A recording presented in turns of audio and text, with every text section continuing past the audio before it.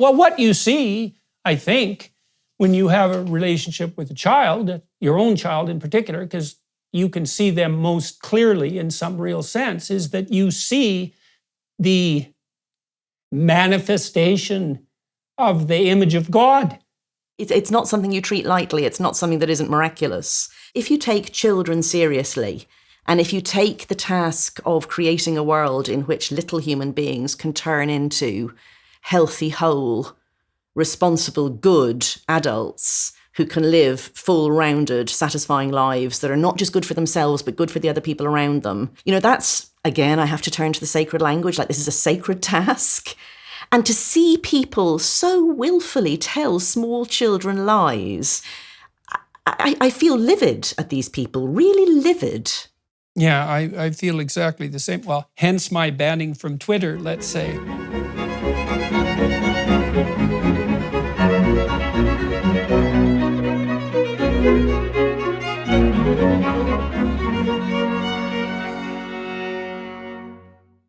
Hello, everyone. I'm here today with author and journalist Helen Joyce. Her first book, Trans, When Ideology Meets Reality, was a Times of London bestseller in 2021. She is a longtime staff journalist at The Economist, where she has held various senior positions, including Britain editor, international editor, and finance editor. She is currently on leave of absence from The Economist to work with Sex Matters, a new human rights organization campaigning for sex-based rights. Thank you very much for agreeing to speak with me, Helen. I've been reading your book over the last couple of days and found it, what would you call it, unfortunately compelling. That might be the right term. And this issue of the transsexual rights and all of the furor and upheaval around them seems in some odd way key to the malaise that is central to our times. And so people have asked me, like they've asked you, why I've bothered dealing with it at all, since it hypothetically doesn't affect me personally. But maybe we can start with that, because at the beginning of your book, you pointed out that, well, writing this wasn't exactly good for your reputation, let's say. Certainly exposed you to the mad affections of the mob, let's say. But on the other hand, as we noted in your biography, you are a journalist after all. So maybe we could start with your thoughts on why this book was necessary and timely. Well, first of all, thank you for having me on. It's really kind of you to talk to me about it. And I think, unfortunately, compelling is perhaps the best two-word description of my book I've heard yet. So why did I write it? I mean, I've been a journalist now for approaching 20 years, and I think a short description would be somebody who runs towards the burning building rather than away from it. So when you see something that's crazy, compelling, a moving story, big news, you shouldn't say, oh, this is going to be trouble, this is going to be difficult to write about. You should go, ooh, tell me more. And then when you start to interview people and you get reactions of the sort that you've never had before, and, for your listeners, I've been a foreign correspondent. I've worked in Brazil. I've written about paedophilia. I've written about the effects of pornography on teenagers' brains. I've interviewed murderers. I've interviewed presidents. And never before have I had the reaction that I had for this. Yeah, well, that's also why I thought that opening with that background was so relevant, because you have this immense experience as a journalist and you've covered all sorts of controversial issues, and yet you haven't been exposed to the kind of vitriol that this book attracted. And so I guess there's two questions about that. One is, why in the world would this be such a hot button issue, but also a hot button issue associated with that kind of mobbing and vitriol? And what technological transformations, say social media related, do you think might be also contributing to the fact that someone like you can be targeted so effectively for communicating now? Yeah, two really good questions. I think that one of the reasons that the vitriol is so intense on this subject is that it's so linguistic. When you say that men can become women by saying that they're women, or vice versa, you're making a statement about language, not about reality. And in the postmodernist turn is precisely that turn in which the language takes precedence over the bedrock material itness of things. And so when somebody like me insists on talking about the reality that they see and refuses to use the words that are mandated, we're destroying the reality that people are trying to create.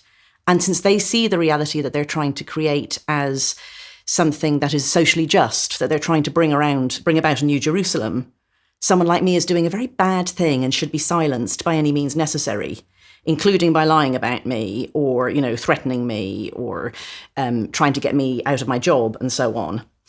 And then your second question was about social media. So why now? And I think there's a lot of reasons. It's a sort of perfect storm thing. But we are witnessing a social contagion, and that social contagion is carrying what I increasingly think of as a new religion, a neo-religion. And it wouldn't be able to spread without social media. And not just because social media is now in everybody's pockets, but because of specifics about social media, in particular, the censorship role that Silicon Valley firms take upon themselves. So I can't speak using the words that I regard as natural. If I do, I'll just lose my Twitter account straight away. I have to think about everything. I wouldn't know about such things. Yes, I know you wouldn't. Well, yeah, you have to be very careful. You have to use their language because that's the language now of Silicon Valley. And so it's very hard to say what I want to say using their language. Okay, so now you dived into the deepest part of this right off the bat. So I think we'll talk about the idea that this is a linguistic battle, and then we'll turn back to the technological front. So one of the things that I've been trying to think through, because I think we will go right down to the weeds in this to begin with, is what seems to me to be the postmodern anti-enlightenment and anti-Judeo-Christian insistence that epistemology, which is the model of reality, let's say, that we use to guide ourselves, trumps ontology, which is reality itself. And so the postmodernists insisted that the meaning of words could only be adjudicated in relationship to other words. And so they thought of the whole linguistic corpus as something like a massive dictionary where every word only bore meaning in relationship to other words, and really did attempt to deny or downplay the idea that there was an external transcendent reality, deistic or objective, that could serve as a corrective to these epistemological propositions. And I think that was driven in part by the underlying Marxist insistence that, let's say, power rules everything, but also that human beings are infinitely malleable, and because of that can be molded and should be molded in the view of whoever happens to hold the utopian reins, let's say, and all of that's tangled together. And you also called this a neo-religion, and so that's why I'm bringing up all these additional factors, because I think they play into this what's become a religious battle, essentially. And we should also talk about why you and I have both concluded, apparently, that this is best construed as a religious battle. Yeah, I mean, I agree with every word that you say. And in particular, I would say that the reason that this battle is being fought on women's bodies particularly, because if you want to say that sex isn't real and what people say about themselves is real, like formally that's symmetric, that should affect everybody. But actually it affects women because women's bodies are more exigent than men's. So we're the ones who carry the babies, basically. And I think that means that a large share of all women hit the bedrock reality of this is how we make new human beings. And it's easier for men to ignore that fact, easier for men to think of themselves as a ghost in a machine, or as a little homunculus being carried around by a meat puppet, as someone who could become immortal, as someone who could, cut the fleshly bonds, or that, we could start doing womb transplants, all these things. Like if you've had that experience of growing another human being and then having to get it out of you, you're just much less amenable, shall we say, to these sorts of illusions. And so here in Britain, one of the major sites of resistance to all of this is Mumsnet, which has this reputation as being a site where you talk about, what are the best diapers to buy, or what's the best formula, or, is my husband being a jerk, or whatever. But actually, it's also where women talk about this movement to turn the word woman into something that just means a feeling that can be in a man's head. Okay, so a couple of ideas about that. Three ideas. The first is that my understanding of the anthropological literature in relationship to initiation rituals in anachronistic tribal communities, let's say, or primordial tribal communities, is that the initiation rituals for men are more severe generally than those for women. And one of the hypotheses about that is that, well, women run smack into biological reality, not least in the form of menstruation, but then definitely in the form of pregnancy and childbirth. And so they get initiated into the actuality of ontology, the bedrock reality, by nature, whereas that has to be done culturally with men. And then the next thing is you said that women have to contend with biological reality in a way that men don't because of that. And that might be true, especially once a woman has been pregnant and had a child, which tends to grow people up in a very radical way. But it is also markedly the case that the people affected by this gender dysphoria epidemic happen to be young women and not young boys. And so that's something that we could talk about. And well, maybe we'll just leave it at that for the time being. The last thing was, you said that it's the reality of feminine existence that seems to be the place where this religious battleground is taking place. And then you tied the notion of reality to the necessity of reproduction. And that's actually a really good definition of what constitutes reality. And that is relevant to some of the facts that you laid out in your book. So, for example, one of the facts is, these are biological and evolutionary facts, that sex emerged 1.2 billion years ago. And so that's an awful long time ago. It's way before trees. It's way before many of the things that we regard as fundamental cardinal elements of reality. The brain evolved 500 million years ago and the cerebrum 200 million years ago. And what this means is that by the time we developed a central nervous system and were able to conceptualize at all,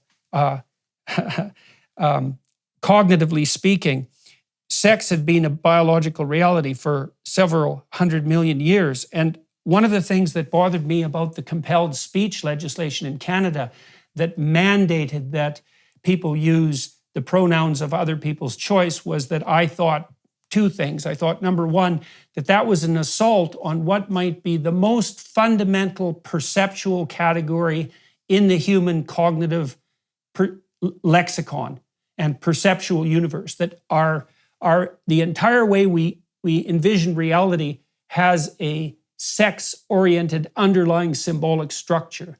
And one of the consequences of introducing this mandated primacy of subjective identity would be the destruction of our ability to communicate, and also the dissemination of a tremendous amount of confusion among impressionable young people. So I figured when the pronoun laws first came to existence that we would produce a psychogenic epidemic, which is exactly what happened, and that it would particularly affect young women, because that's where psychogenic epidemics tend to originate if you look at the historical data.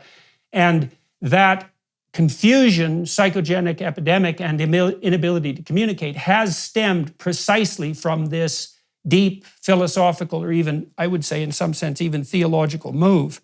Now, does any of that seem to you to be stating the case too seriously? No, not at all. I would completely agree with everything that you said there. So I would say about the psychic epidemic that's playing out in teenage girls. We do see psychic epidemics in teenage girls first or worst. They're the people who become anorexic. They're the people who self-harm. They're the people who went through these hysterical laughing episodes and so on, if you look back historically speaking. I don't think anyone knows exactly why, but it's an observable fact at this point. But also... I know why. Oh, you know why? I can tell you why. Yeah, go on. I know some of why. Well, look, when boys and girls are given personality tests before they hit puberty, there's not a lot of difference in average level of negative emotion experienced. But as soon as girls hit puberty, their proclivity to experience negative emotion, so that shame and guilt and disappointment and fear and depression, is elevated markedly in contrast to men. Mm-hmm. And it's permanently transformed at puberty, and it stays stable for the rest of women's lives. And so women reliably experience more negative emotion than men on average. Now, there's wide individual difference, and there's some men who experience more negative emotion than women, but we're talking about... And what that means, at least in part, is that almost all the people who experience the highest levels of negative emotion, and that would include self-consciousness and shame, are female. And that kicks in at puberty. And That's so really then interesting. at puberty too, kids have to restructure their identities in quite a major way. And that's especially true for girls because they have, first of all, it happens to them earlier, right? So they're less mature when nature comes calling, let's say. Plus, as soon as puberty kicks in, they have these elevated levels of negative emotion. And one of the things we know, this is so interesting as far as I'm concerned, is that if terms that are reminiscent of self-consciousness load almost perfectly onto negative emotion. So there's almost no difference whatsoever between being self-conscious and experiencing guilt and shame and anxiety. And so if you add the stress of puberty and that physical transformation to the emotional transformation, and then you take the extreme outliers on the negative emotion continua, it's all women, it's all young women. And we know as well from the literature on gender dysphoria that the individuals who experience gender dysphoria, first of all, don't have suicidal ideation or those sorts of symptoms any more highly than people who experience non-gender dysphoria psychiatric disorders. So it's a class of general psychiatric disorder. And if they're associated with negative emotion, that's going to mostly affect young women.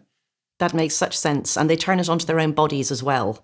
Like the shame and the self-consciousness get turned onto their bodies, and in particular their breasts. Yeah. It's not by chance that they're cutting their breasts off.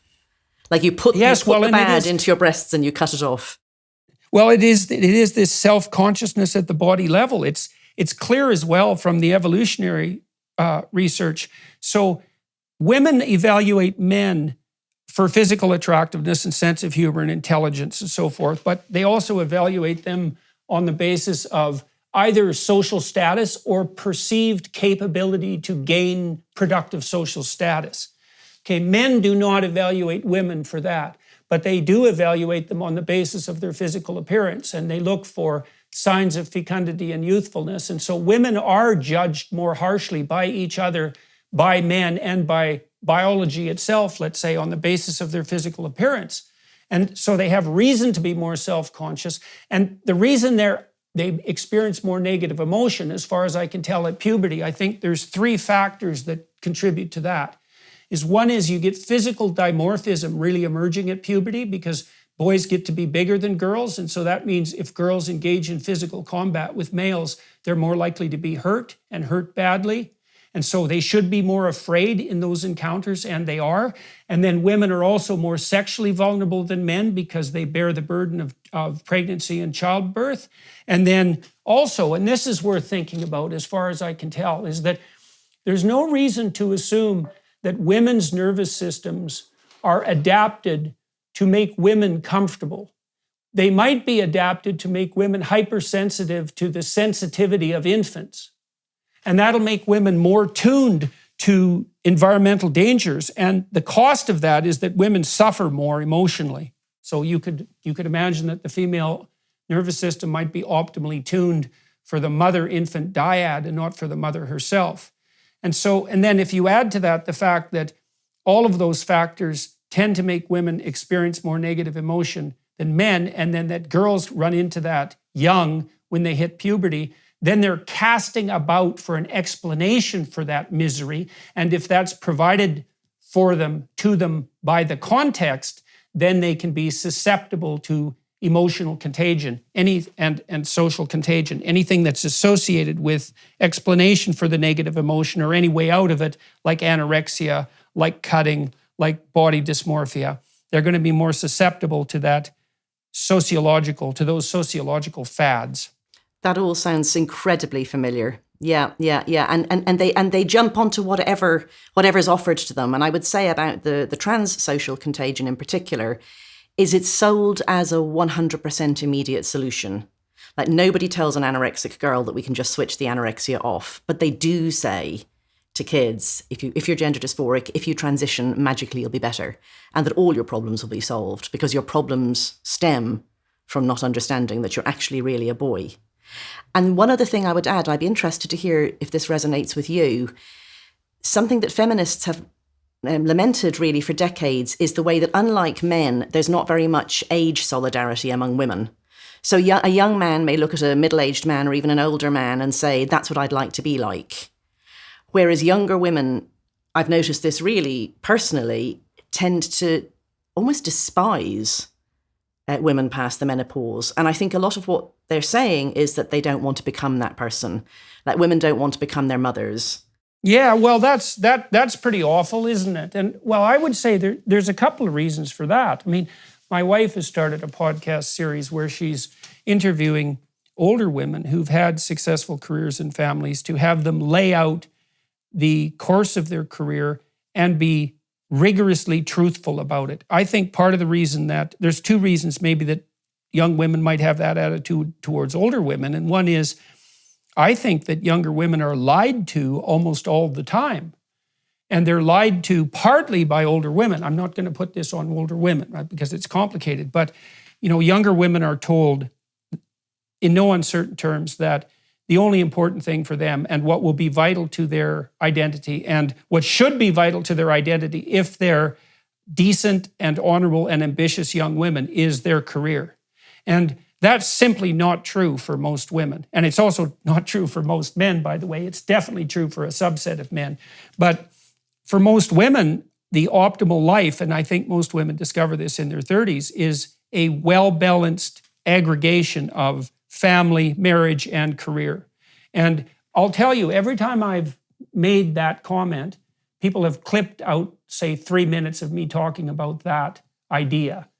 I get the most vitriolic comments that I've ever got when I've ever discussed anything, and all of them come from young women. And they're so vicious that it's actually beyond belief. And so that's an echo of what, and then the other thing is our entire culture has turned viciously against motherhood. We presume that if you're a moral agent, then you shouldn't bring any more rapacious human beings to expand the cancerous growth of humanity onto the planet. And that if you're a woman who wants to be a mother, then you're a second-rate citizen because you've subordinated your proper desire to have a career in the patriarchal world to this anachronistic birth machine mechanism that you don't want to be destined to. And all of that is pathological beyond comprehension, but it's also the situation that we happen to be in right now. And I think we devalue age, and in particular, we devalue age in women. Like women, women once they're past the menopause are no longer seen as valuable because they're no longer beautiful and no longer potentially fertile. And I see the contradiction between that and what you're saying, but I think both are true. And so young women don't like the thought that they're going to turn into older women. I mean, I remember I was a young woman once. I think too, that to the degree that we devalue family and continuity between generations, that also leaves the vital role of older women somewhat up in the air, because one of the major roles that older women can play is as wise guides to younger women making their way through the complexities of career and family, and also to play out the role of supportive grandparent and to be there within that family context. And if we devalue family, then we reduce people to their career and their individual attractiveness. And then if attractiveness on the sexual front is waning, that reduces it to career. And if the career isn't stellar, then what's the remaining signifier of value? And the answer is, well, very little. And that's a pretty damn dismal prospect for anybody who's female, who's moving through the world. So yeah, and you don't like to look forward and see that that's what's coming for you. So that makes it quite important not to listen to what older women say. To parody what somebody like me says about, say, child safeguarding, like to mock it and to say things like, "Oh, won't someone think of the children?" Well, yes, I do want to think of the children. Thanks. I am a mother. Yeah, and I think it's one of the most important things I do is think of the children. But that seems mock-worthy to a lot of younger people, and in particularly, strangely, to a lot of younger women. Well, the other thing that seems to happen, I would say too, is that the social media networks are set up so that casual, derogatory, derisive, narcissistic mocking is not only allowed, but staggeringly prevalent. And encouraged. And it's not, well, that's it. It attracts attention and is encouraged. Now, we have to talk during our conversation today about the role that narcissism plays in all of this. Yes. The mobbing, the derisive online comments, and the transsexual phenomenon itself, as well as this claim that subjective claims to identity trump everything, because there is no more signally narcissistic claim than that. Yes, I am exactly. who I say I am, and no one else has a say. It's like, well, really, in a marriage, let's say, you're just who you say you are. You don't have to negotiate your identity with your wife or husband. You never do that with your children. You never do that with your friends. They just go along with whatever game you want to play every bloody second of your life, do they? And if they don't, that makes them evil predators and valid targets for derision and mocking, and worse than that, because as you know perfectly well, this online mobbing behavior that's driven by thoughtless narcissists not only is psychologically destabilizing because of its vitriolic quality, but also can certainly reach its tendrils into the confines of your job, let's say. I mean, it's become impossible for me to work as a psychotherapist. I had to leave my job at the university because it became impossible for me to function in both those domains.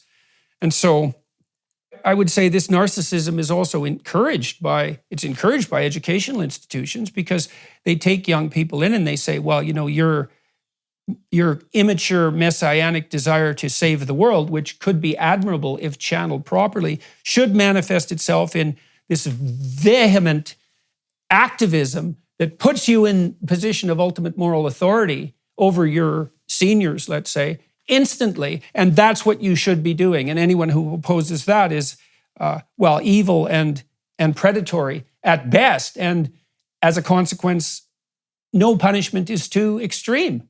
And alongside that you must choose your identity off a list of dozens and sometimes hundreds, like that require the most intense, constant rumination and self-examination. I mean, I was talking to somebody just yesterday who was telling me that a child who's 12 now, has this check sheet for how do I feel? And this is a really happy child. But you're meant to be thinking all the time, like, how am I feeling right now? Am I, on a scale of 1 to 10, how happy am I? How this am I? How that am I? How the other am I? This is all a terribly bad idea. Well, it's clearly bad. Look, one of the things I learned when I was treating people who were socially anxious, I had a lot of anxious people in my clinical practice, which is hardly surprising, because that's the kind of suffering that requires people to seek clinical intervention. So socially anxious people, when they go into a new social situation, think obsessively about how others are thinking about them. Yes. And so then they become self-conscious, often about bodily issues, but not only that. They might become self-conscious about their lack of conversational ability and the fact that they're not very interesting and the fact that they're being evaluated by other people. It's a litany of obsessive thoughts. And you might say, well, you could train people to stop thinking about themselves, but you can't stop people from thinking about something by telling them to stop thinking about something. But what you can train people to do is to think more about other people.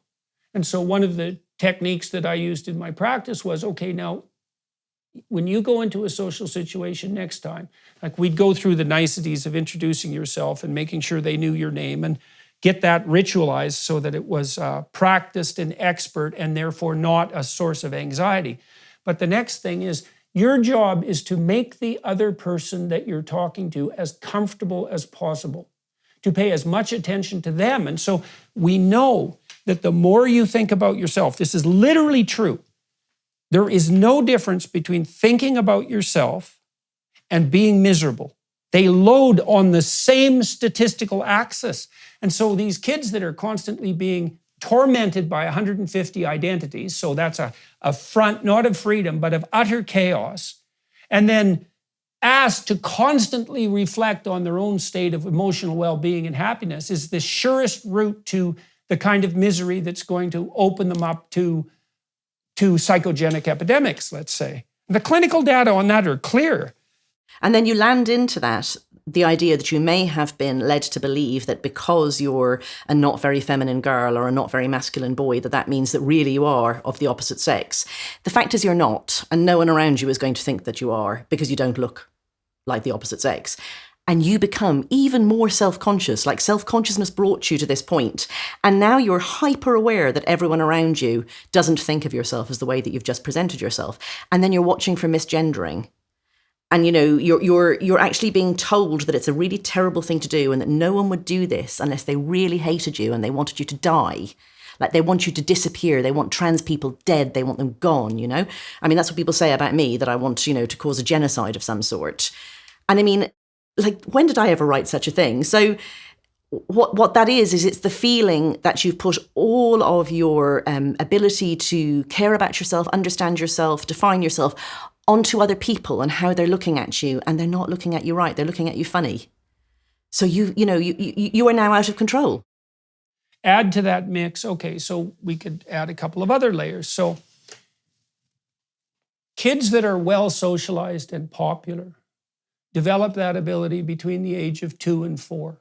Right. And what they undergo this psychological transformation in identity. They go from a 2-year-old egocentrism.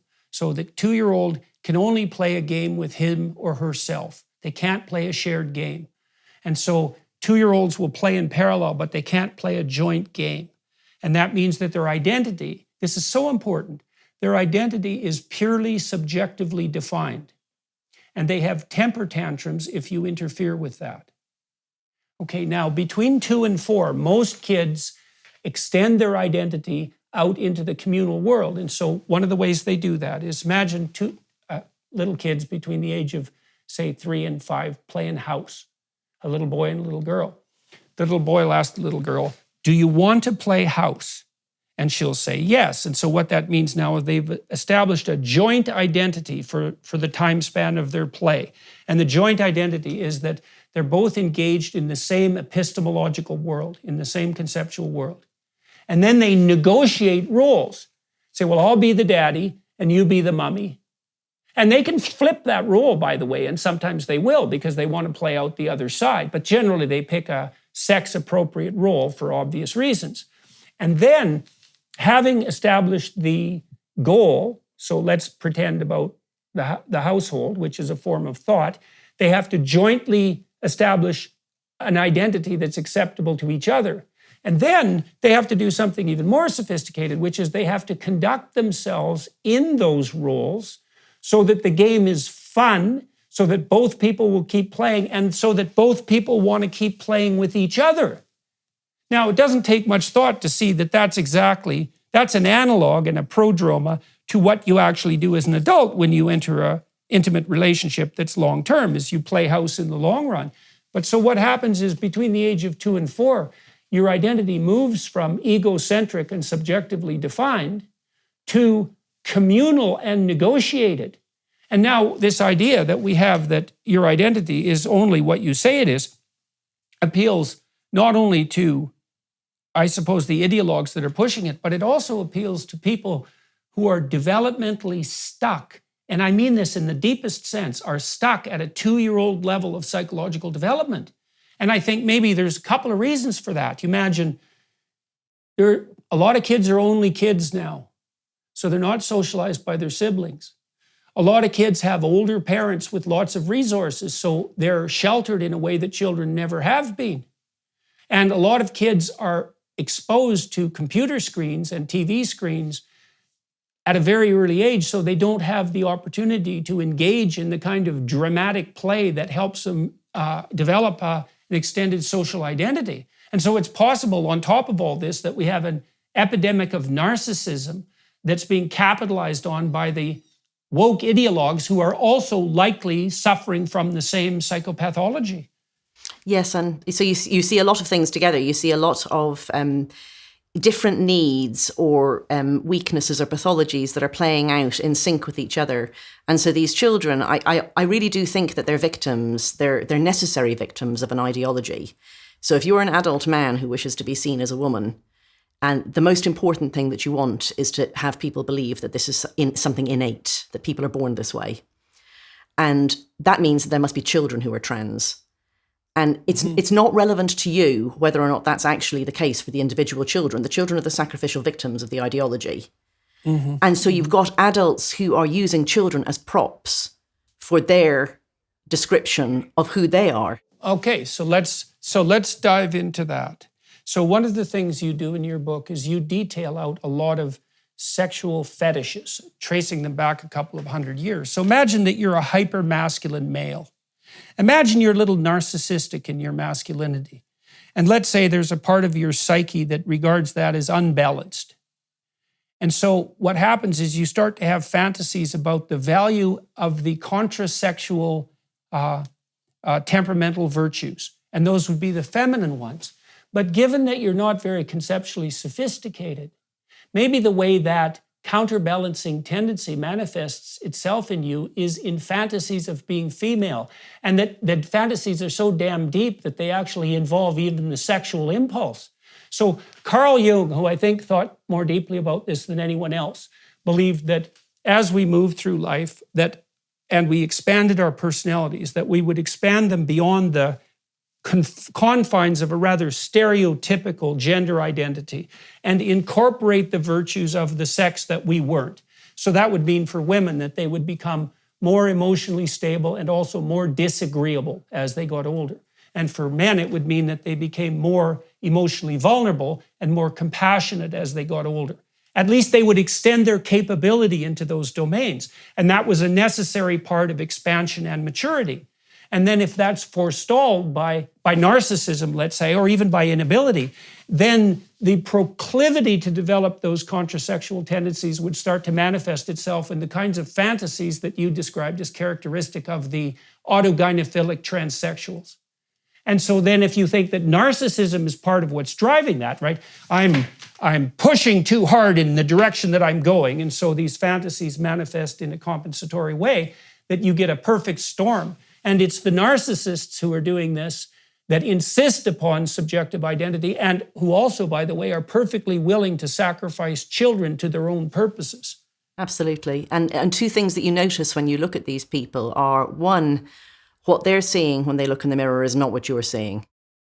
They're seeing a fantasy. They're seeing a fantastic version of themselves. But you, who are not in love with this idea of the feminine version of this man, you're seeing something a lot less flattering. And that's very hurtful to them. That's experienced, I think, as a psychic insult. That, because it's like being flipped out of the fantasy. Like if you're in this beautiful fantasy and then someone laughs or someone calls you he, and then that's narcissistic rage is what you see as the response to that. That's right. That's right. It's narcissistic rage at, in many ways, the same level that you'd see in a thwarted 2-year-old. Yes. And it feels like that when you're at the receiving end, I have to say. Yeah, well, that's for sure. I've done both. Exactly I've felt like both. That. Well, right. And when you see these activists on this front melt down and have a tantrum, especially if you have a clinical eye or you've been a parent, you think, oh my God, like that's exactly what 2-year-olds do. And that's a hell of an early developmental level to be fixated at, Yeah. 2, that's really bad. That's really bad. That shows a real disjunction in psychological development. So it's no wonder this is felt as seriously affecting by the people who are affected, because it's so deep and it involves core issues of identity. And I think it must be felt very differently by a man who's looking at it like you and a woman like me, because it's not just that it's offensive that this man is doing what looks to me like a poor and very parodic imitation of a woman. It's also that I am expected to play along in a way that it really casts me as a supporting actress in my own life. And if I step out of role, the rage that this brings down is absolutely extraordinary. Like, you're acceptable as a woman as long as you're going along with this. And then if you mention any tiny little bit of need that a woman might have, like just one vulnerability that a woman needs that really requires that all males are excluded from somewhere, all males, even the males who identify as women, it's as if you've done the worst thing that it's possible to do. It's like saying to the 2-year-old, go to bed or brush your teeth, or no, you can't have another biscuit. And it's a meltdown. I presume it does feel dreadful to that person, but it's ugly to see it in an adult. Oh, I'm sure it does. Well, it's terrible if you watch a 2-year-old having a temper tantrum carefully. And most people won't, because they'll turn away because it's too disturbing. If you watch a 2-year-old having a temper tantrum, one of the things you realize is that the overcoming of their developing ego by those internal systems of rage and distress is a catastrophic defeat for the beginning unity of the individual. And so then what you do, if you're a parent with any clue, is that you set up the environment so that tantrums are brought to a halt and eradicated in some sense as a form of acceptable behavior as rapidly as possible. And you don't do that by suppressing the child's capacity for anger or distress. You do that by integrating the capacity for distress and anger into a higher order personality. And this, you talked about this parity element. So let's go into that, because I've noticed this too. A lot of the behavior that I see on the part of people who are aping women, let's say, looks to me like a parody. And I think that part of the reason they get so mad at women who don't play along is because they also have this fantasy of women, femininity, as merely as passive, receptive, all-encompassing. It's kind of the counterpart to the submission element that goes along with dominance and submission play that you often see more hyper-masculine men attracted to. And so I think that when women stand up for themselves, they also violate the image of docile and receptive femininity that plays such a major role in the fantasy life of the people who are engaged in, say, cross-dressing. So I think that's absolutely right. And I would add something else to that, which is that I think that both sexes do have a somewhat maybe idealized version of what it is to be a member of the opposite sex. And, a man may have a fantasy version of what just an ordinary man, an ordinary heterosexual man who's happily married and has female friends. He may also just have some quite fantastical ideas about what it would be like to be a woman, like that, you can lie back and let the man do the work, or that it must be lovely to be so fragrant all the time or something. You have these very superficial ideas of what it is to be a member of the opposite sex. And that's true, I have to say, in pornography as well. Like, women as imagined by men in pornography are nothing like real women, just like the men who are written by women in erotica are nothing like real men. And you see that too in these, what look to me like parodies, but I don't think they're intended to be parodies. They're not meant to be insulting. The man is describing what he sees. I wouldn't be so sure about that. Interesting. So sure about that. Well, because we also don't know to what degree the vitriol that's directed towards women, that's a consequence of this narcissism, is also a reflection of a genuine hatred. And this is why we should never forget just exactly what kind of radical and revolutionary genius Sigmund Freud really was. Yes. Because Freud put his finger on the key pathology of our time, even our time more than his, because he regarded the Oedipal complex as the source of all pathology. And the Oedipal complex was essentially the catastrophic consequences of the non-judgmental, non-discriminating, hyper-compassionate, all-accepting maternal spirit. And so Freud's idea was something, and you can think about this biologically too, Freud's idea was something like this. So human beings are peculiar among animals, let's say, and there are 2 or 3 developmental reasons for this. First, we're born fetal. So because there's an arms race between the child's head circumference and the carrying capacity of the female pelvis for purposes of birth, if the pelvis was any wider and the hole in the middle any wider, then females waddle everywhere. Yeah. That's right, exactly. And so the way we've ironed that out over evolution is that babies are born far too young. They're born at 9 months instead of 2 years, and their heads are compressible. And that's why the mortality rate for human babies is so high. It's a real narrow passage into life, let's say. Yes. Okay, and so what that means is that humans are hyper dependent, particularly for the first 2 years. But then, because we also have this amazing plastic, socially constructible brain, at least to some degree, we have this immense period of dependence.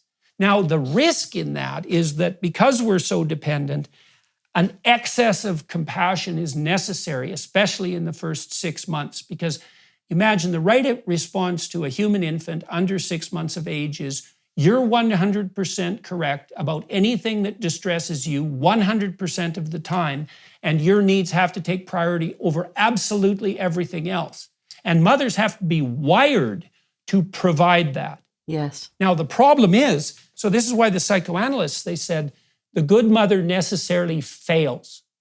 And so the mother has this terrible conundrum. She has to be willing to sacrifice herself to this infant fully. But then as the infant matures, she has to sacrifice her own compassion and pull back and start to become harsh and more encouraging and demanding simultaneously. Now, if she has a man along with her, that's easier because it's easier for him to play that role, and that's a cardinal role that the masculine spirit plays. But Freud's point was, well, this protracted period of dependence exposes us to the terrible risk that we never emerge out of infancy. And the terrible devouring mother is a symbol of the person for whom compassion has become a hyper-dominant and devouring force. And that is precisely the political problem of our time. It's that this reflexive compassion that is now it's deemed morally necessary, that it must govern everything. If you don't feel absolutely 100% sorry for people as if they're infants, then you're a predator. And two things that I was thinking when you said that. One was that what I'm doing when I refuse to accept a man who says he's a woman as a woman is I'm like the mother who's refusing to give the infant what he wants, which is really a wicked person. Like we think very poorly of predator. Those people. Yeah.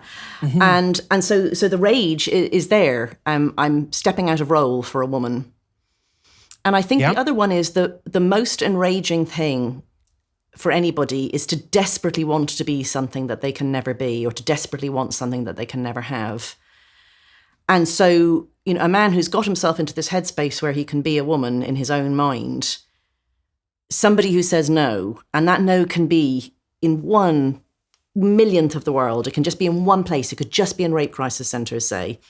That's not good enough. That's not good enough. That's taking away the dream and being a very bad woman, stepping out of role for a woman. Well, especially for this hyper-idealized, feminine, compassionate woman, right? Yes. It's all encompassing and all loving and all nurturing. And you see this again in 2-year-olds. I'm just watching this right now with my grandson. The most magic word for 2-year-olds is not please. The magic word for 2-year-olds is no. Yes, they love it. I would say 20% of the utterances of a 2-year-old is no. And that's because no is the word you use to give yourself some space in some sense. And so 2-year-olds don't like it when you say no to them. It makes them mad, and they push the boundaries, as they should, because they need to find where the boundaries are. That's what you should do when you're 2. And if you haven't had those boundaries organized for you in a systematic way that enables you to expand your personality so that you can find alternative cooperative routes to adaptation, and you just face this arbitrary no, or you don't face it at all, then you're going to end up being a person for whom no is it has the same effect on you as it does on a recalcitrant 2-year-old. It demolishes your entire emotional being the same way that no demolishes the world of a 2-year-old. Yeah, I mean, and the very strange thing is that sometimes this is described as, conservative or even libertarian values. So I just saw somebody here recently say, I'd like to see the Conservative Party here in England make the case for self-ID, the conservative case for self-ID, that it's not anybody else's business to tell you who you are. That's such rubbish. Exactly. It's a total misinterpretation. Insanity. Yes. Well, the idea that identity is subjectively defined is utterly preposterous. Yes. It doesn't apply in any situations where there's more than one person involved. And then this weird devolution of that idea, it's like, well, not only do you get to say exactly what you are. Now, first of all, we could talk about what you are, what you are means. But the second part of that is, and it depends on your feeling. Well, what is that feeling? Is that your moment-to-moment balance between positive and negative emotion? That's now the arbiter of reality itself. And then what are you? Well, the answer to the question, what are you, is it depends on the context. And we actually know this, personality researchers know this. So we all have a temperament, that's partly biologically instantiated and partly socially constructed. But if you look at how much our innate temperament, measures of our innate temperament can be used to predict our behavior from situation to situation, it tops out at about 9 to 16%.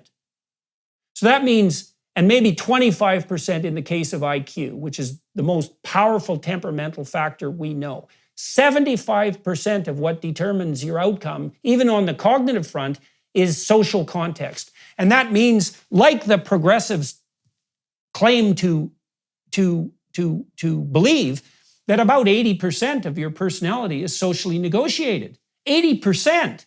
And so also what that means is, so imagine you're temperamentally extroverted. And so you want to talk like I do all the bloody time. I'm still going to shut up mostly in a funeral. Right. Right. Now, I might be the most talkative person at the funeral. Right? But I'm still going to use the context to regulate my behavior. And what that means is that the context actually defines my identity. And that's how it should be. That's what happens if you're a civilized person, is the context defines your identity. Period. The end. Yeah, and then the strange thing that layers on top of that is that not only are they saying that how you feel defines who you are, they're saying that it defines who you are, that you're a woman or you're a man.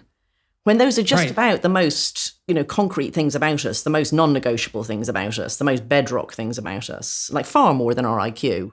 Well, they might be the most bedrock thing about us, right? Which maybe is why the culture war is centering on this issue. Because if it is a war between epistemology and ontology, or between, let's say, narcissistic delusion and reality itself, then the battle devolves to identity on the grounds of sex, right? What did Freud say? Biology is destiny. Yeah, and I don't believe that entirely. Well, it isn't true entirely. Well, on top of biology, we have got this civilization that we've built, and it's very anchored to biology. Of course it is, but it is also to some extent malleable. Like, we do co-negotiate it in different societies to some extent on top of that. But then to have this idea that a man can say, I wish I was a woman, or I feel like I'm really a woman, or I think I'm a woman inside, which are things that only a man can say. I can't wish to be a woman. I can't feel like I should have been a woman. Those are things that are only possible for men. And then those things are meant to make you a woman. And then it's so detached from reality that there's no tether. It can go anywhere. Like, this can just float off to anything at all. And that's why we see this weird proliferation of, a poorer gender, or somebody being grey sexual or something. It goes off into sort of almost stamp collecting levels of precision and difference and so on. Well, there's another issue that comes up there too, is so, and this is relevant to your claim, which is entirely warranted, that we vary on top of our biology. And so, for example, there is a lot of biological and socially constructed variance in temperament on top of biological sex. And so you could say, without fear of error, that a reasonable percentage of boys have a feminine temperament. And so that would mean they have more negative emotion, they're more compassionate, and they're more interested in people than in things. Those are the cardinal differences between the masculine and the feminine. And a non-trivial number of boys have those characteristics, just like a non-trivial number of girls are less compassionate and polite, so more competitive, let's say. They're more emotionally stable, and they're more interested in things. Now, those are relatively rare girls and relatively rare boys, but statistically, they're hardly, what would you say? They're not so rare that you don't see them all the time. It might be 10% of boys are essentially feminine in their temperament, and 10% of girls, and that's a lot. And so that's at the level of temperament, which is really where gender should be conceptualized, because there are no good measures of gender. There are good measures of temperament and interest that differentiate men and women. Like, if you use measures of temperament, including interest, you can reliably identify someone as a man or a woman about 80% of the time, something like that. So you can do it 50-50 on the basis of chance. And with the best measurements we have, you can get that up to 75-25 or 80-20. But that's certainly by no means perfect identification. And so one of the things that's perverse about this too, isn't it, is that despite the claims of the radicals that identity is socially constructed and variable, their fundamental notion is that if you have a variable temperament, so if you're a feminine boy, then what that means is that your biological reality is out of sync. Yes. Because the biology is so fundamentally important in that case, but never in any other case. Yes. It's so incoherent, man. It's unreal. It can completely. And I mean, also, if we were to say, which would be a terrible thing to say, and I don't say it, if we were to say that this 10 or 20% of boys who are actually, statistically speaking, more like the standard for girls, if we were to say, well, actually, they're really girls, that's not what we're seeing. There's no objective claim here. That would at least be semi-objective or be absolutely repulsive as well. They're just slightly out of the ordinary boys, you know? But it's the people who are claiming that a man can tell you he's a woman or a woman can tell you she's a man. You know, there's no way you could say, nah, you're actually just very like a man, so you can't be a woman. Like, in particular, he could be a rapist, which is the most masculine thing, you know? So we don't even say that a trans woman who commits rape thereby demonstrates that this claim to be in some gendered way really a woman has been disproved. Yes. So in your book, you also talk about, so there's another element that's at work here too. And that is the transformations are also on the cutting edge of a transhumanism that's also aimed at in some sense, at the eradication of death itself, right? So there's another utopian dream that's sitting underneath this, which has its positive element, I would say, too, because we are trying to improve the length of our life and to rejuvenate ourselves. And there's an open question here is, well, how far can the transformations of our identity go in an increasingly technological world? And how far should they go?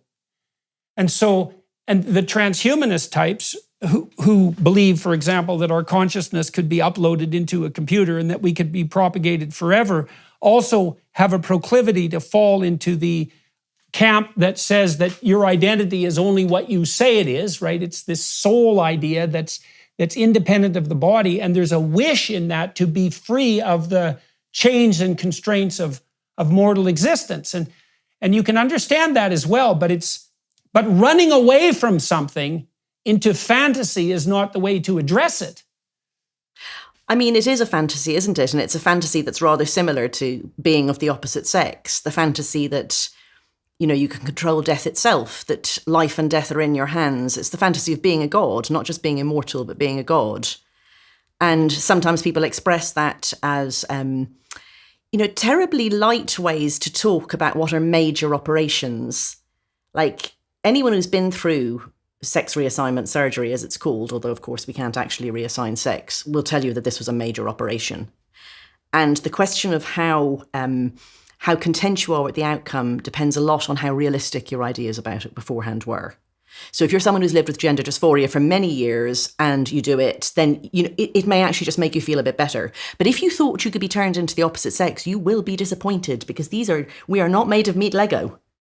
I also don't think that the data that this actually makes people feel better is really very clear. It isn't. I'm not sure at all that the tiny minority of people that we help, first of all, are truly helped. Yeah. Because there's so much ideology obscuring this, and so much self-deception and narcissism on the part of the people who are doing it and undertaking it, that we don't have clear data. But what we bloody well do know is that a huge number of people who are doing this have been pulled into a psychogenic fad and then are undergoing unbelievably dangerous hormonal transformation, because hormones are no joke. They are powerful physiological agents. And then the surgery itself is, if the only way it could be more brutal in a fundamental sense is if it was done without anesthetic. Right? This is not something you waltz into for one day and then like it's a minor modification of some trivial element of your identity. These are life-changing procedures. It is. And it's talked about that for children as well. You know, that you can go through the opposite sex puberty, or that, you know, the wilder reaches of the trans lobby will talk about things like putting all children on puberty blockers until we grow up enough that we decide which puberty we want to undergo. And I mean, I was brought up Catholic. I'm no longer a believer at all, but I listen to this and I just think that's demonic, actually. It's a hell of a thing for an ex-Catholic to say. Yeah, you know? yeah, but don't you think so? To say that to children, to give children that idea. I think, you know, whosoever mislead one of these children, you know, it's the worst thing you can do. Yeah. And they do all the time. Well, So let me ask you about this then. One of the things that I have noticed is that people tend to come to religious convictions not so much when they discover the nature of good, but when they discover the nature of evil and the reality of evil. And you described yourself as a lapsed Catholic, let's say, but you've been talking about the battle that's been happening right now in religious and theological terms, and I think that indicates the depth of the battle.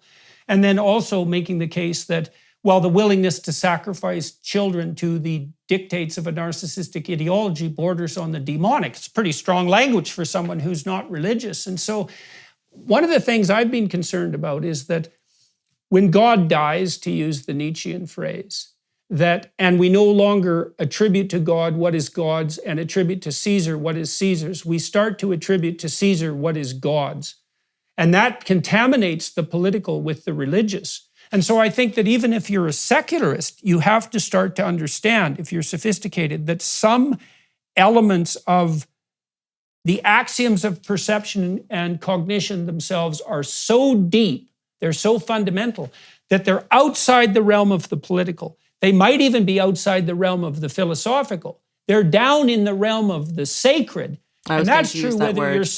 Okay, so why? What? Given your lapsed Catholic state, let's say, it's weird, right? Because there's this ambivalence in your conceptualization. I don't feel agnostic about this. Yeah. But okay. So I'd like to hear about that. So I don't describe myself as a lapsed Catholic because really I just don't believe at all anymore. But the reason I don't believe is that I don't think it's true. It's not because I can't feel the emotional and spiritual content of what's being said. It's that I think it's factually false. And maybe that just shows my lack of poetry and imagination as a human being, but I can't get past it anyway. However, I do think that there is something sacred in the creation of a new life by a couple and a mother who grows a baby for 9 months. I've done it twice.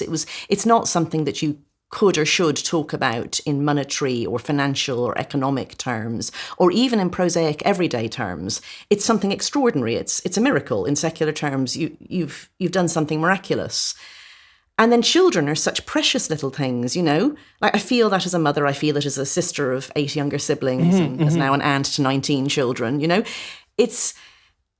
It's not something that we should treat so lightly. And because I was brought up Catholic, as an Irish Catholic, the language that I turn to, I have no other language to use for how seriously I take the wrong that is being done.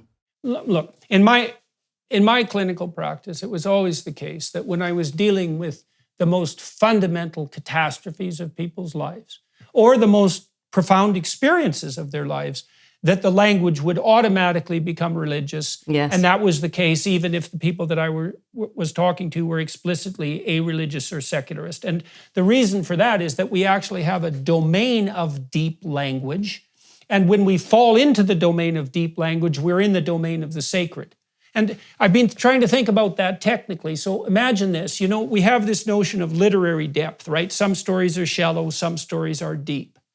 Okay, and everyone feels that, and everyone pretty much accepts the fact that same with music, the same with beauty, any art form, there's shallow aspects and there are deep aspects. And deep aspects move you, and they move you deeply. So they have emotional resonance, and they call to you as well, right? They call you to a better version of yourself. And part of the depth, so imagine that the deeper an idea is precisely proportionate to the number of other ideas that depend on that idea. Mm-hmm.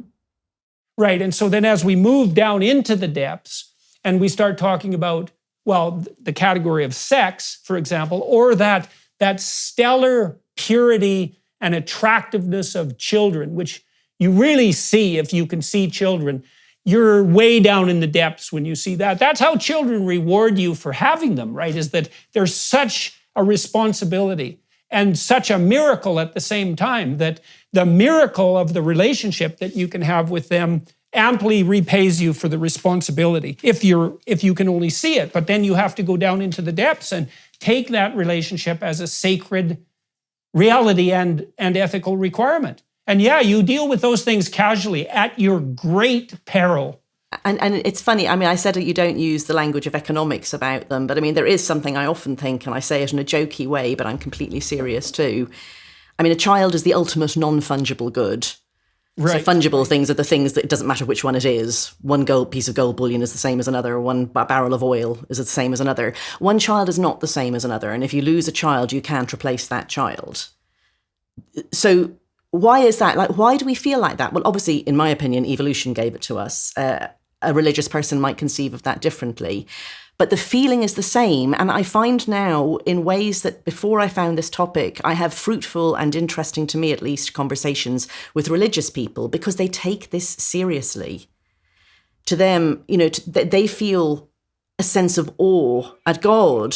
Well, right, that awe of awe. Well, what you see, I think, when you have a relationship with a child, your own child in particular, because you can see them most clearly in some real sense, is that you see the manifestation of the image of God. I mean, to me, it's evolution is the thing that did that, but evolution gives me that same sense of awe. It's not something you treat lightly. It's not something that isn't miraculous. And this seems like maybe we've gone off topic a lot, but I think it's why mothers and people who care about child protection are among the people who are most disturbed by what's happening here. Because if you take children seriously, and if you take the task of creating a world in which little human beings can turn into healthy, whole, responsible, good adults who can live full, rounded, satisfying lives that are not just good for themselves, but good for the other people around them, that's, again, I have to turn to the sacred language, like this is a sacred task.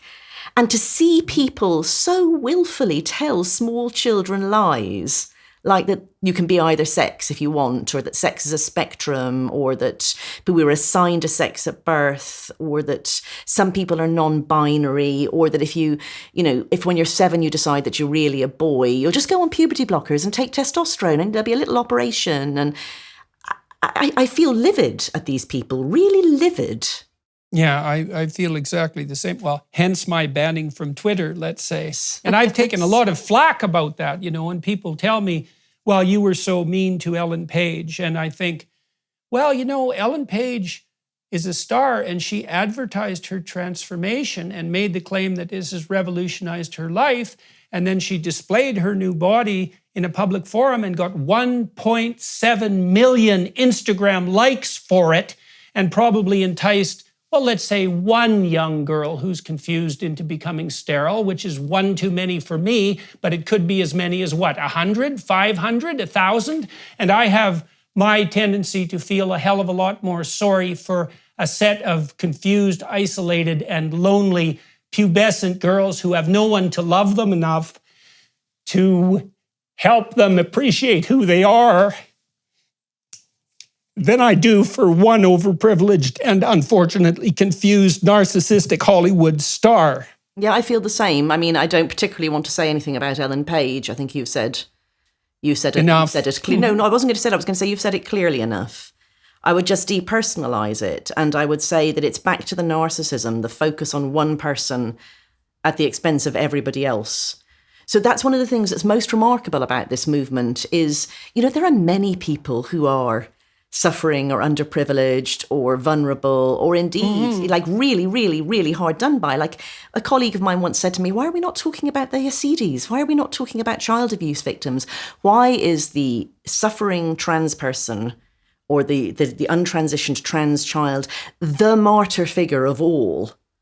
And almost a Christ-like well, that's what we're trying figure. to figure out, eh? Yeah. So, and why why is it as if to sort out that child's, like the worst thing that's ever happened to anybody, to feel gender dysphoria? I think most people feel gender dysphoria in some respect. Why to sort that out will we sacrifice any number of other people? Well, it's a form of it's a form of narcissistic self-consciousness. I mean, and everyone does feel that for sure.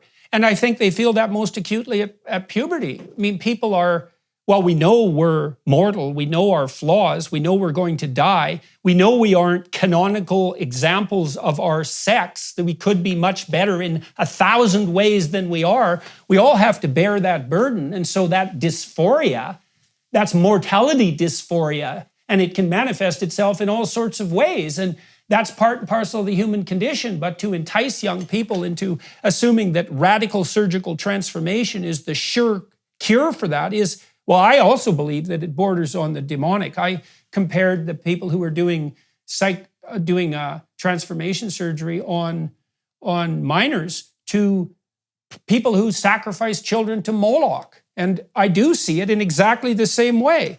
And the weird thing about having done that, this is so strange too, is that almost all the comments I got for that article from the Telegraph and also on my YouTube channel, almost all of them were supportive. Yeah. Way more than I thought there would be. And I thought, well, if everyone agrees that this is wrong, why the hell are we doing it? I mean, false consciousness. People believe that other people don't agree with them. I mean, that is one of the purpose of conversations like this, is to show people that you can actually say these things. And I mean, it hasn't been easy for either you or me, and we have had significant blowback Let's talk about that. I want to know, I know what happened to me. Yeah. When you wrote this book, what happened to you? I mean, not as much as might have, because my employer isn't a coward. So right. It turns out that you don't need very much bravery to stand up to these people, because the viciousness gets worse if you give in any way. Oh, yeah. So, you've seen that. You've seen that if somebody says something and then they apologize, they just come after you with redoubled ferocity. So I don't think that the editor of The Economist agreed with me, at least at first. But she doesn't like bullies, and she does like free speech. And so the first people who tried to get me fired, she told them sharpish where to put it. Okay, so you had employer support. Yes, employer support is very important. I often think about what happens to people in this social media age, and in particular those of us who talk on trans issues, but also those who talk on race issues, as being the modern form of the pillory. So you're shamed. Yeah. You're shamed rather than injured. You're not hanged or crucified. You're specifically shamed. That's the aim, Mm-hmm. and it's done in a way so as to maximize the fear that other people feel that they will also suffer the same fate. Because there's nothing they can do to help you if you're brought to the pillory. Like if a woman is brought to the pillory, let's just say a woman, because I'm a woman, another woman could go and stand by her to show solidarity, but it wouldn't do her any good. She too would be shamed then. It would just mean that there were two outcasts instead of one. So then you think, what do you do to end the pillory? It's not mass solidarity, actually. It's powerful people. If you were under the protection of somebody with social capital, you wouldn't suffer this fate. This was for the outcasts. So it's actually the job of employers and institutions to stand up here. You mean rather than to censor, for example? Yes, but and you don't have to say very much. Like Kathleen Stockton at university did eventually say some good things about free speech, but she had been going for 3 years and they had said nothing. Mm-hmm. If the first time they attacked her, the university had said very clearly, we support free speech, we support academic freedom, we do not tolerate attacks on our staff, I guarantee you the mob would have gone elsewhere straight away. Instead, it was made clear that she was available to be brought to the pillory. So I didn't have that. Okay, so then next question is, why do you think, what has changed that has made our institutions so utterly cowardly in the face of the narcissistic minority mob?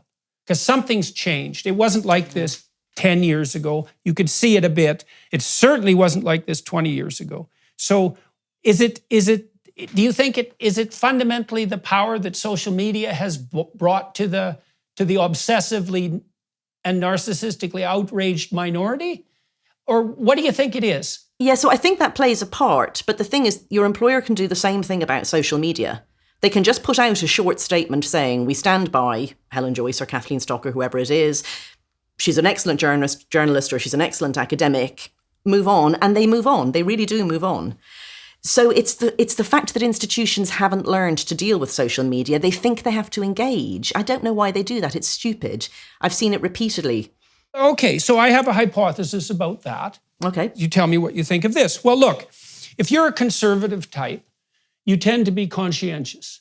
And conscientious people tend to be guilt-prone because they want to be seen to do their duty and they want to do their duty. And so what that means is that if you're a narcissist and a mob of 30 torch-bearing neighbors show up on your doorstep and tell you that you're shameful, you don't care because you're a narcissist. You're low in conscientiousness, you're parasitic, you're disagreeable, you could care less what other people think, and so the mob has no effect on you.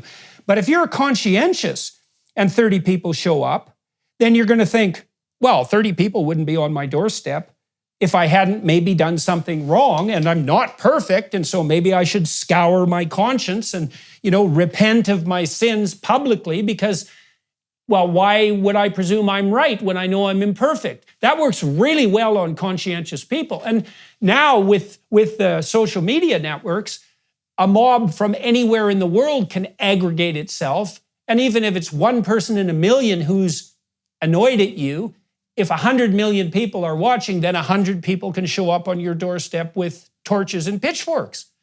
And so I think that this guilt targeting that the narcissistic psychopaths use in social media is particularly effective on decent, conservative, traditional people. And so they need to learn that we're not in Kansas anymore. Things are not the way they were. Yeah. If you're prepared for it, if you know it's coming. So I think The Economist, because it's very America-focused, but it's still a very British publication, I think it had a couple of years' notice that things were different. And so when these started, they were prepared, because it's the first thing you do that's catastrophic. If you make a misstep on the very first thing, then it's very hard to regain it, because they know that you'll give way. You've proved it. So they will never leave you alone.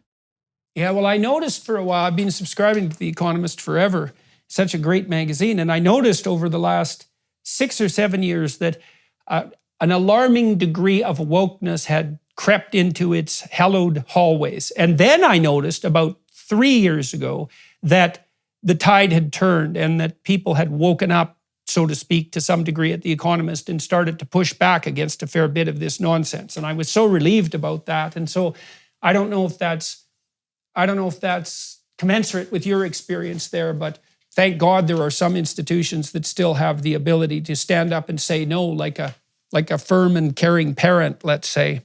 I shouldn't really comment on my own employer, who've been very good to me. So, I still hold fast to some of those older values of discretion and loyalty and so on that are so easy for the modern identitarian narcissist to hijack and to use against you.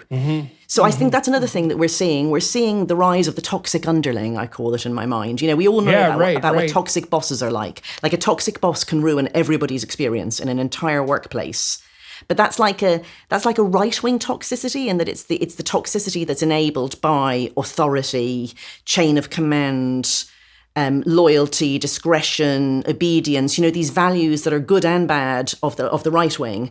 And now you imagine you've got a toxic underling who's somebody who's completely convinced of their own rightness, who's junior, who's willing to tell any lies in the service of what they see as the greater good, who have no loyalty whatsoever, who think that the institution is irremediably sexist, racist, transphobic, homophobic, everything phobic, and who think that it's their job to fight from the bottom up. And then what I was going to say, the second thing that stands along social media as the enabling factor in all of this is the rise of the DEI industry, diversity, equity, and inclusion. Oh, yes. And the thing is, if you were living in the old world, if we were still living in Kansas, that would not be too bad.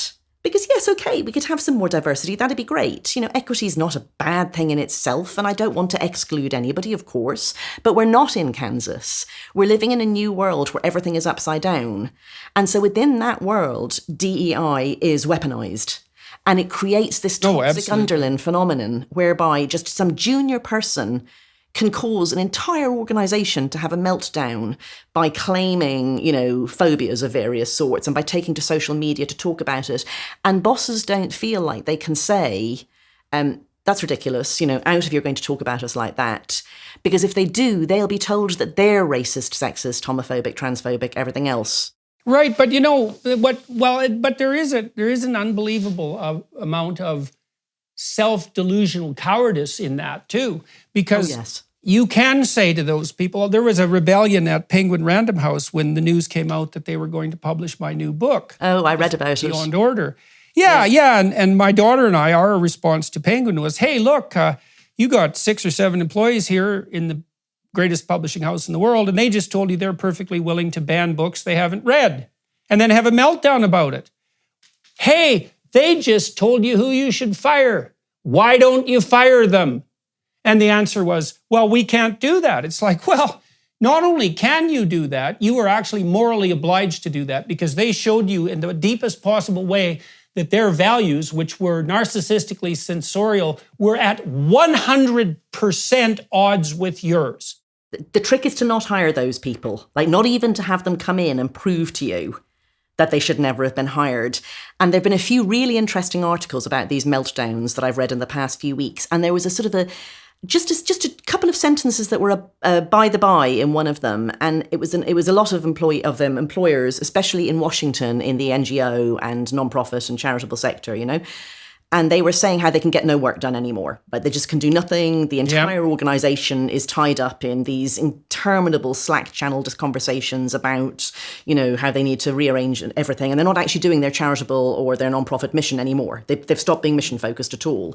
And one of them said, we realize belatedly that we have suffered less than some other people because, and he didn't mention who it was, we have someone on staff who a year or two ago was caught up in one of these horrendous social media draggings. And so the social justice warriors won't apply to work here. So they were kind of inoculated against it.